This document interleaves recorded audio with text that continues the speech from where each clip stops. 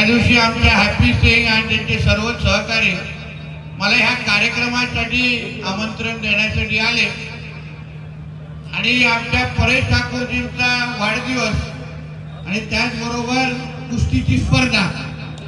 मी त्यांना सांगितलं की मला बघितल्यानंतर कुस्तीचा आणि माझा काही संबंध दिसत नाही. आमचा आखाडा वेगळा आहे, आमचा आखाडा हिंदुत्वाचा आहे आणि आम्ही रोज हिरवे साप फेकतो. आखाड्यामध्ये आणि आमच्या आखाड्यामध्ये फरक आहे.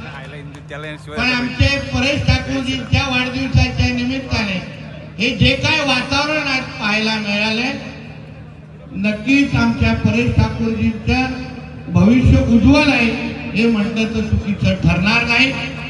एवढ्या लोकांना वाढदिवसाच्या निमित्ताने एकत्र करणं, कुस्ती सारखी अशी भव्य स्पर्धा ती साधारण पश्चिम महाराष्ट्रामध्येच बघायला मिळतं.